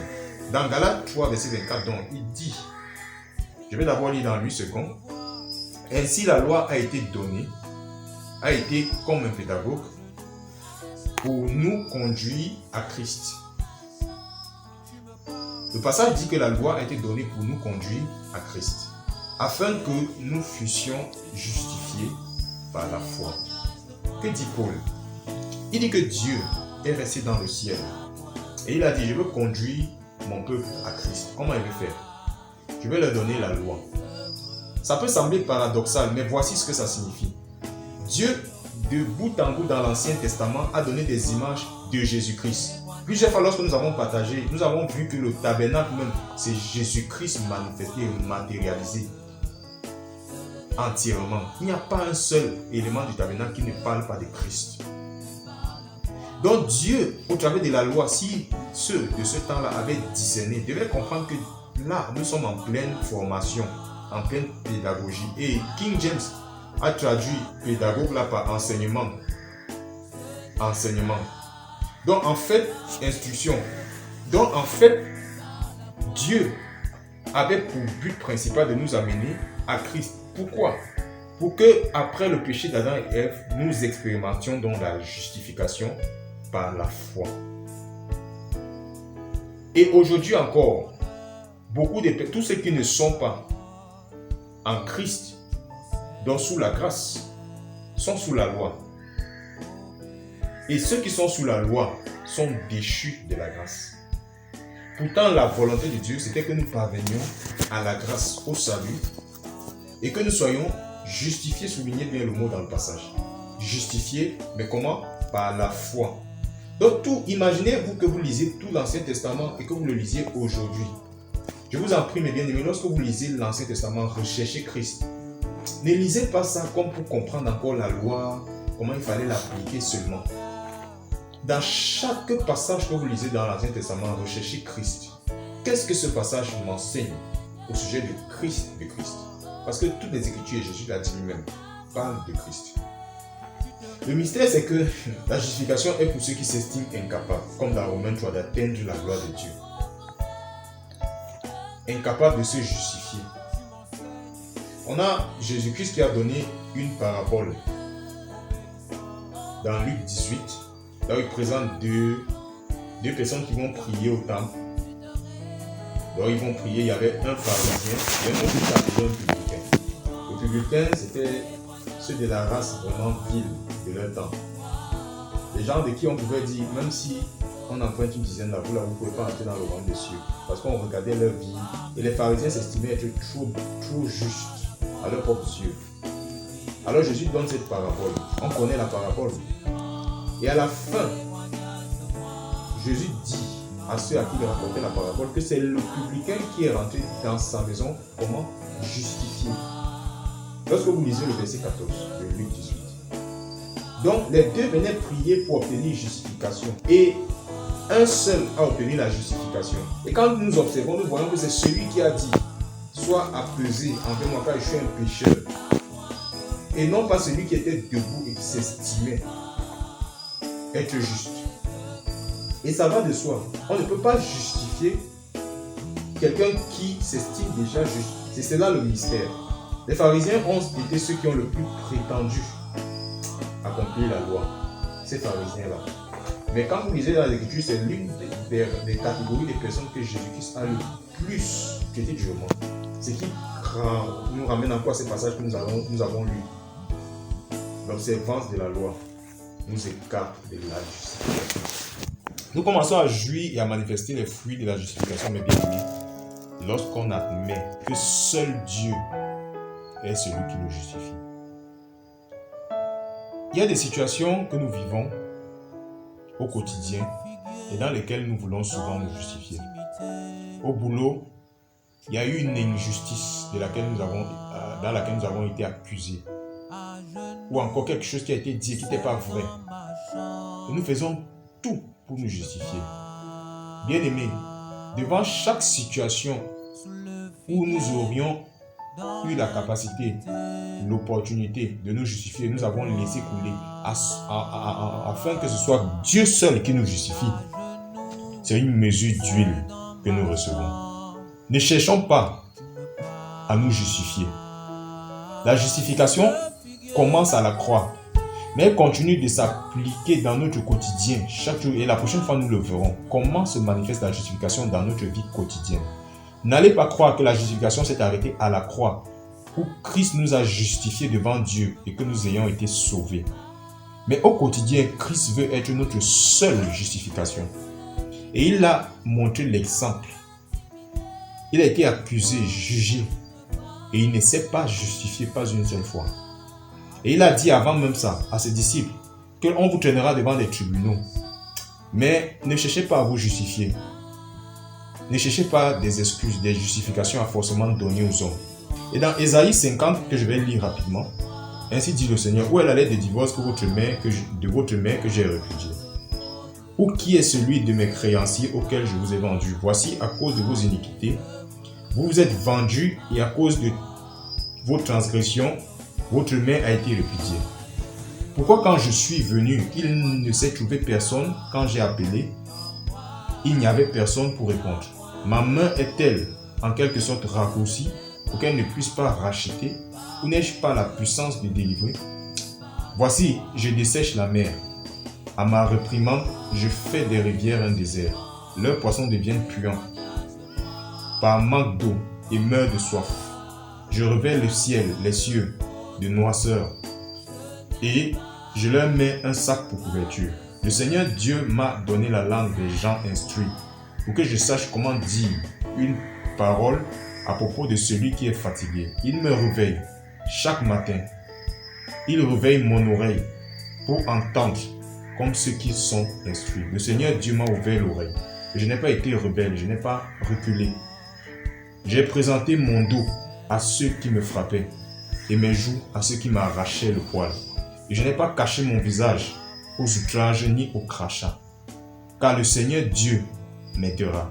C'est pourquoi je n'aurai pas honte. C'est pourquoi j'ai rendu mon visage semblable à un silex. Et je sais que je ne serai pas rendu honteux. Il est proche celui qui me justifie. Qui contestera avec moi? Comparaissons ensemble.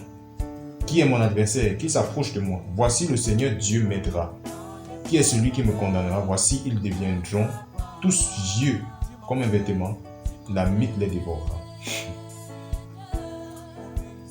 Ésaïe prophétise ici au sujet de Jésus-Christ. Mais en même temps, il nous donne de discerner un mystère.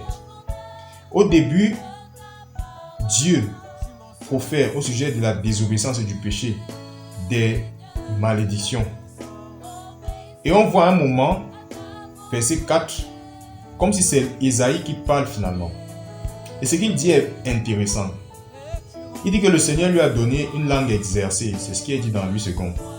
Instruit pour savoir comment parler à celui qui est affligé, fatigué. Il dit à la suite que le Seigneur a ouvert son oreille, ainsi de suite, ainsi de suite. Mais il dit donc qu'il n'a pas endurci. Il ne s'est pas rebellé. Donc il est en train de dire que le Seigneur a ouvert son oreille. Mais bien aimé, quand on ouvre l'oreille, c'est pour faire quoi? C'est pour parler, c'est pour dire quelque chose. Il est littéralement en train de dire que le Seigneur est venu l'instruire à un sujet, sur un sujet. Le Seigneur est venu lui donner un enseignement. Le Seigneur est venu lui révéler un mystère. Et regardez ce qu'il dit au verset 4. Il dit, il me réveille. Ça, on comprend mieux. Le Seigneur nous réveille. Mais après, il dit, il réveille mon oreille. Une question que j'ai souvent posée aux bien-aimés lorsqu'on est tombé sur ce passage. Lorsque Dieu même nous réveillerait, lorsque vous vous réveillez le matin, est-ce que vous vous réveillez, votre oreille se réveille après? Je pose la question. Est-ce que lorsque vous vous réveillez en partie? Le corps se réveille, les oreilles se réveillent, les yeux se réveillent. On comprend que le mystère que nous révèle Ésaïe ici, on n'aurait pas le temps de rentrer dans les profondeurs, on avait déjà fait ça une fois ils sont bas. C'est que il y a un niveau de compréhension où Dieu a besoin de réveiller notre oreille spirituelle. Et là, Ésaïe dit que Dieu a réveillé son oreille pour l'instruire, verset 4. Et il dit au verset 5 qu'il n'a pas été rebelle à l'instruction. Quelle était cette instruction-là? On va au verset 6 ce que le Seigneur l'a instruit. Il dit, j'ai présenté mon dos à ceux qui me frappaient. et mes joues à ceux qui m'arrachaient le poil. Je n'ai pas caché mon visage. En d'autres termes, il a été muet devant ses persécuteurs. C'est à la fois une prophétie au sujet de Jésus-Christ, mais également de tous ses disciples que nous sommes. Donc, tous les disciples de Jésus-Christ qui sont rebelles, qui n'ont pas laissé Jésus ouvrir leurs oreilles, c'est ceux qui n'ont pas présenté leur dos à ceux qui les frappaient. Ils leur ont fait face. Ils ont fait face à ton lieu de service. Tu as subi une injustice et tu as montré qui tu es. Dans ta famille, les gens t'ont calomnié. On dit tu es déjà dans les églises là et tu as rétorqué. Mais Ésaïe n'a pas été rebelle. Il a reçu l'instruction. Et le verset 6 nous montre qu'il a compris que le mystère se cache dans le fait de ne pas se justifier soi-même, de laisser Dieu nous justifier. De laisser Dieu nous justifier. Et il y a un autre mystère qui se cache dans Romains 3. Vous pourrez lire ça. À partir du verset 33, 31, 32, 33.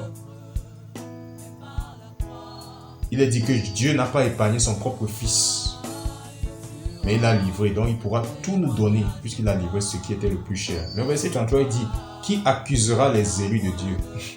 C'est Dieu qui justifie. C'est Dieu qui justifie. Voilà une parole que nous devons rappeler à notre cœur lorsque nous sommes devant des persécuteurs ou des accusateurs. Voici un secret par lequel je vais terminer. Si tu as un accusateur, un persécuteur, souviens-toi de ces deux passages. Demande à Dieu d'ouvrir ton oreille et de t'instruire. Présente ton dos et à l'onction des mots. Et confesse Romains 8. Personne ne peut t'accuser. Quoi qu'on dise, c'est Dieu qui justifie.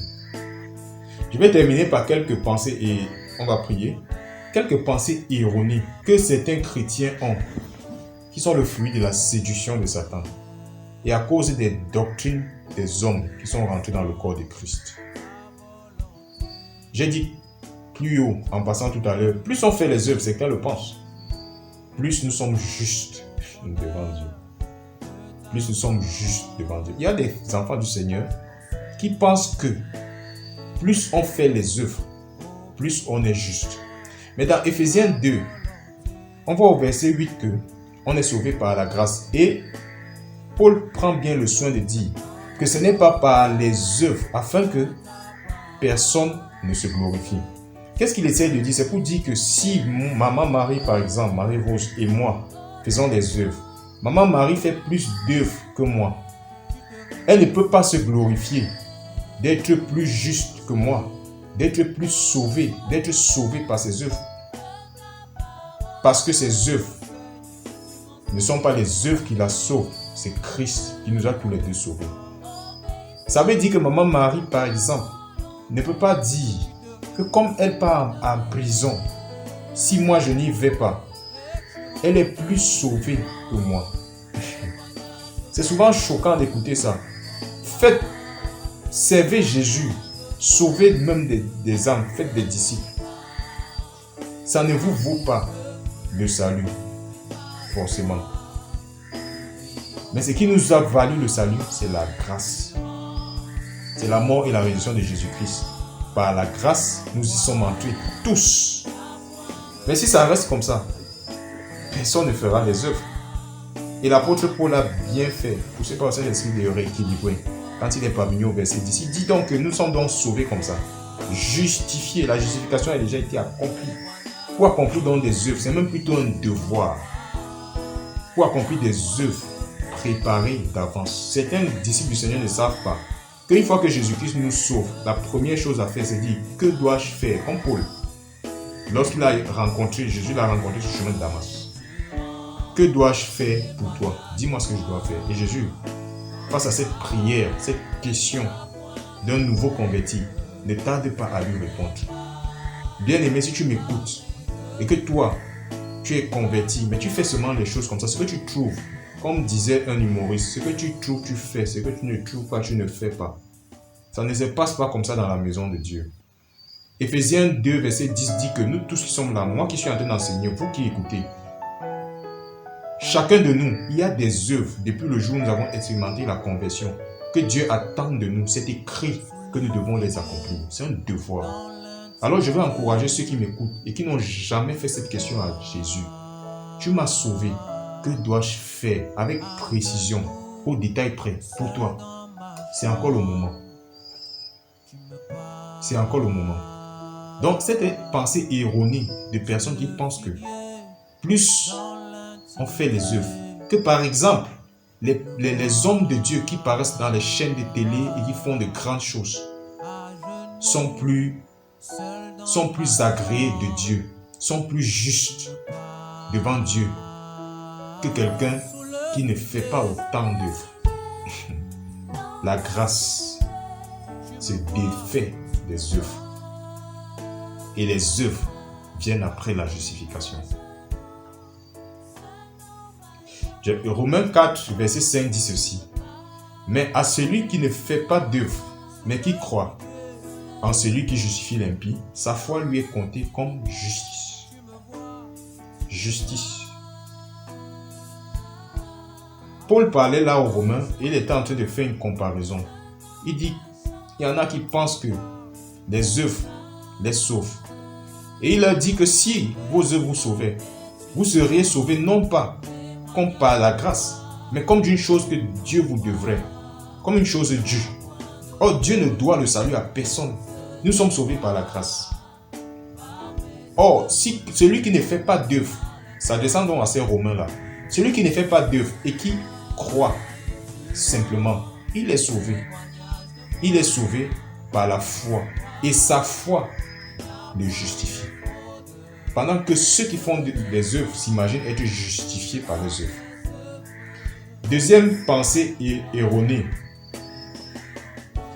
Certains, même après leur conversion, marchent avec Jésus avec un drôle de sentiment dans leur cœur qui ne sont pas assez bien pour Dieu. Il y a une catégorie de disciples du Seigneur qui, dans leur marche avec Jésus, dans tout ce qu'ils font, vous avez l'impression qu'ils s'estiment, moi là même, je ne suis pas assez bien pour Dieu. Tous ceux qui rabaissent l'œuvre de la croix, ce que Jésus-Christ a fait en nous justifiant, rentrent dans un courroux face à Dieu. Je vais le dire autrement. Tous ceux qui évaluent leur position, la position qu'ils ont acquise au travers de la croix, de l'œuvre que Jésus-Christ a accomplie, au rabais, sont désagréables à Dieu. Il y a donc une catégorie de disciples du Seigneur qui, dans tout ce qu'ils font, vous avez l'impression que ils veulent montrer à Dieu que eux-mêmes là, ils ne sont pas trop bien pour lui. Il faut qu'ils fassent ci ou ça, sinon Dieu peut se fâcher. Dieu peut même les oublier. Ils considèrent, ils voient d'autres frères même au milieu du corps de Christ, ils vont loin. Ils disent que toi tu as eu la grâce. Donc quand ils voient un frère manifester soit les dons ou l'onction, il dit toi tu as la grâce. C'est vous, je vous en prie mes bien-aimés, pendant que vous m'écoutez. Je sais qu'il y a parmi vous qui m'écoutez des personnes qui pensent, quand ils voient par exemple le frère Jacques, le frère Clément, les autres frères qui ont ce sentiment que je décris, je vous assure, vous êtes désagréables à Dieu. Repentez-vous. Parce que la justification est parfaite et totale, vous rend parfaitement agréable à Dieu. Et le statut d'agréable à Dieu que vous avez donne à Dieu de vous utiliser et de vous remplir de son onction comme il veut. Et comme vous le désirez aussi, selon 1 Corinthiens 14. Donc, ce sentiment-là de personnes, de disciples du Seigneur, qui ne s'estiment pas trop bien pour Dieu. Lisons un peu Romains 10. Je vais lire rapidement. C'est Paul qui parle encore, toujours à ces Romains-là. Il dit, frère, le souhait de mon cœur et ma prière à Dieu pour Israël, c'est qu'il soit sauvé. Il parle là d'Israël. Et on connaît qui est Israël. Israël, c'était ceux qui s'estimaient être le peuple. Ils ne s'estimaient pas, ils étaient le peuple de Dieu. Mais ils estimaient être vraiment mis à part, que les autres ne méritaient pas le salut. Le salut vient des Juifs. Jésus a dit ça dans Jean 4 lui-même. Verset 2. Car je leur rends témoignage, ce témoignage, qu'ils ont du zèle pour Dieu, mais pas selon la connaissance. Louis II a dit sans intelligence. Ils ont du zèle pour Dieu, car, et il explique, étant ignorants de la justice de Dieu et cherchant à établir leur propre justice, ils ne se sont pas soumis à la droiture de Dieu ou à la justice de Dieu. Car Christ est la fin de la loi pour la droiture à quiconque croit. Car Moïse décrit la justice qui vient de la loi. L'homme qui fait ces choses vivra par elle. Mais la justice qui vient de la foi parle ainsi. Ne dis pas en ton cœur qui montera au ciel. C'est vouloir en faire descendre Christ. Ou qui descendra dans l'abîme. C'est vouloir en faire remonter Christ d'entre les morts. Mais que dit-elle? La parole est près de toi, dans ta bouche et dans ton cœur. C'est-à-dire la parole de la foi que nous prêchons. Si tu confesses de ta bouche au Seigneur Jésus, et si tu crois dans ton cœur que Dieu l'a ressuscité des morts, tu seras sauvé. Car c'est en croyant que c'est avec le cœur que l'homme croit et parvient à la droiture, et en confessant avec la bouche, on parvient au salut. Qu'est-ce que Paul est en train de reprocher aux Juifs, aux Romains? En fait, il est en train de leur dire que arrêtez de penser que vous serez justifiés par vos efforts, parce que vous estimez que l'œuvre de Dieu n'est pas assez grande, ou encore que vous ne l'êtes pas assez. Au verset 6, il dit, ne posez pas le genre de questions qui montera au ciel. Si Dieu a dit qu'on monte au ciel, on monte au ciel. C'est donc un sentiment désagréable, une attitude désagréable, que d'avoir ce sentiment-là de dire, ah moi je ne suis pas trop bien pour Dieu. C'est les autres, c'est les autres. C'est comme poser la question, qui montera au ciel, alors que Dieu a dit que tous ceux qui ont son esprit lui suivront sur les nuées pour aller dans le ciel. Ou encore, qui descendra dans l'abîme, c'est en faire remonter Christ entre les morts. Bien-aimés, par les compassions de Christ, si votre mentalité est comme ces Romains, ou encore telle que je l'ai décrite là, repentez-vous et demandez au Saint-Esprit de vous oindre d'une manière particulière, afin que vous manifestiez la vie que Dieu vous destine.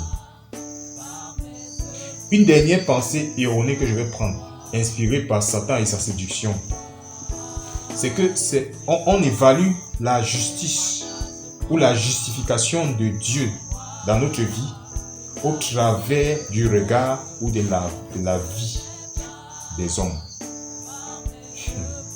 Je vais le dire autrement. On évalue si on est juste par rapport aux hommes. Que disent les Écritures? Simplement que celui qui se confie à l'homme, il est comment? Il est maudit. Bien-aimé, même les frères pourraient ne pas comprendre là où le Seigneur t'amène.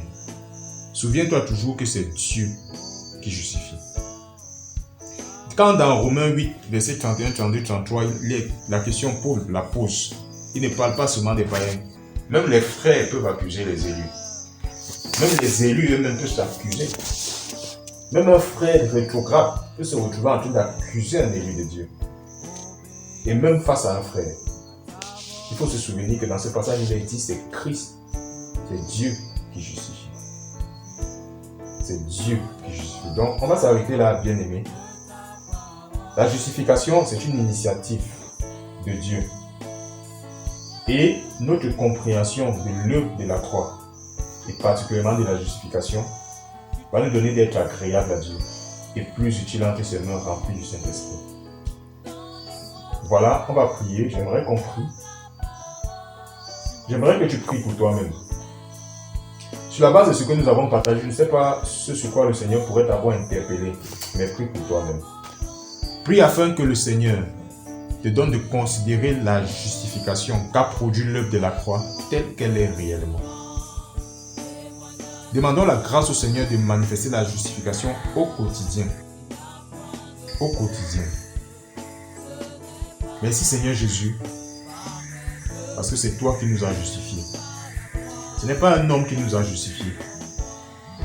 Et l'œuvre de la croix est parfaite. Tu as dit après cela que tout était accompli. Quand tu as accompli depuis Gethsemane jusqu'à ce que tu as rendu l'Esprit, tu as dit que la justification était complètement accomplie.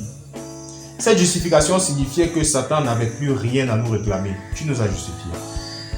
Cette justification signifiait que on avait l'opportunité, on avait en toi la capacité de nous relever, même si on tombait, parce que tu continues de nous justifier. Merci Père pour tes meurtrissures à la croix qui nous justifient. Non seulement devant Dieu, à qui nous devrions en premier rendre compte, mais devant les hommes qui pourraient nous demander quelque compte de la foi que nous professons. Je prie pour mes bien-aimés. Père, ce sur quoi tu nous as interpellés, aide-nous. Aide-nous à grandir dans l'œuvre de la croix. Lorsque tu as dit, si quelqu'un veut venir après moi, qu'il se charge de sa croix, tu voulais aussi dire que si quelqu'un veut venir avec toi, après toi, qu'il se charge, qu'il comprenne, qu'il discerne le fruit de l'œuvre de la croix. Nous y avions vu seulement les souffrances. Alors que tu voulais parler des révélations de la croix, que nous devrions nous y charger, sinon nous ne pourrions pas marcher après toi. Et voilà la preuve.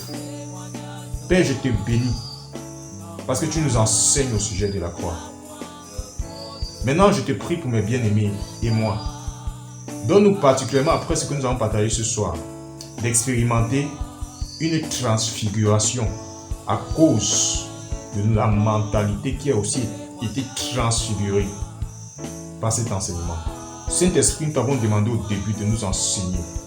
Merci encore, parce que tu nous as instruits. Nous n'avons pas endurci nos oreilles. Merci Père pour ta grâce. Merci pour ton amour. Merci pour ton amour. Merci pour ta justification. Merci pour ce que tu fais. Au nom de Jésus.